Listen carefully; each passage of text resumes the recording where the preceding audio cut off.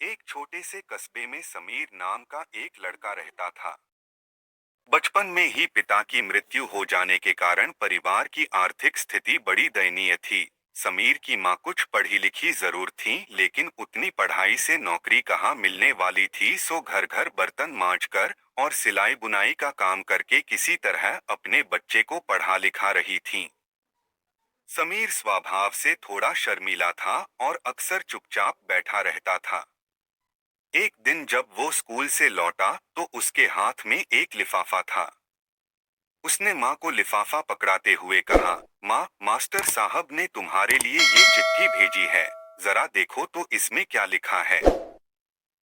माँ ने मन ही मन चिट्ठी पढ़ी और मुस्कुराकर बोली, बेटा, इसमें लिखा है कि आपका बेटा काफी होशियार है। इस स्कूल के बाकी बच्चों की तुलना में इसका दिमाग बहुत तेज है और हमारे पास इसे पढ़ाने लायक शिक्षक नहीं हैं। इसलिए कल से आप इसे किसी और स्कूल में भेजें। यह बात सुनकर समीर को स्कूल न जा सकने का दुख तो हुआ, पर साथ ही उसका मन आत्मविश्वास से भर गया कि वो कुछ खास है और उसकी बुद्धि तीव्र है। माँ ने उसका दाखिला एक अन्य स्कूल में करा दिया। समय बीतने लगा। समीर ने खूब मेहनत से पढ़ाई की। आगे चलकर उसने सिविल सर्विसेज परीक्षा भी पास की और आईएएस ऑफिसर बन गया। समीर की माँ अब बूढ़ी हो चुकी थीं और कई दिनों से बीमार भी चल रही थीं और एक दिन अचानक उनकी मृत्यु हो गई। समीर के लिए ये बहुत बड़ा आघात था।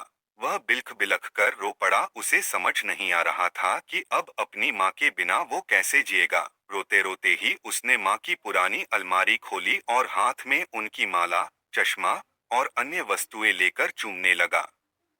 उस अलमारी में समीर के पुराने खिलौने और बचपन के कपड़े तक संभाल कर रखे हुए थे। समीर एक एक कर सारी चीजें निकालने लगा और तभी उसकी नजर एक पुरानी चिट्ठी पर पड़ी। दरअसल ये वही चिट्ठी थी जो मास्टर साहब ने उसे 18 साल पहले दी थी।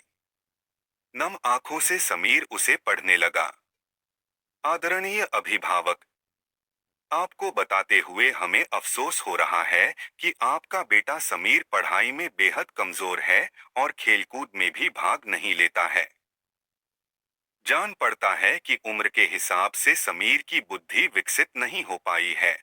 हम इसे अपने विद्यालय में पढ़ाने में असमर्थ हैं। आपसे निवेदन है कि समीर का दाखिला किसी मंदबुद्धि विद्यालय में कराएं अथवा खुद घर पर रखकर इसे पढ़ाएं। सादर, प्रिंसिपल। समीर जानता था कि भले अब उसकी माँ इस दुनिया में नहीं रही, पर वो जहाँ भी रहें उनकी ममता, उनका आशीर्वाद सदा उस पर बना रहेगा। दोस्तों, रुडयार्ड किपलिंग ने कहा है, God could not be everywhere and therefore he made mothers. भगवान सभी जगह नहीं हो सकते, इसलिए उसने माएं बनाई। माँ से बढ़कर त्याग और तपस्या की मूरत भला और कौन हो सकता है। हम पढ़ लिख लें, बड़े होकर कुछ बन जाएं, इसके लिए वो चुपचाप ना जाने कितनी कुर्बानियां देती है। अपनी जरूरतें मारकर हमारे शौक पूरा करती है। यहाँ तक कि संतान बुरा व्यवहार करे तो भी माँ उसका भला ही सोचती है। सचमुच माँ जैसा कोई नहीं हो सकता।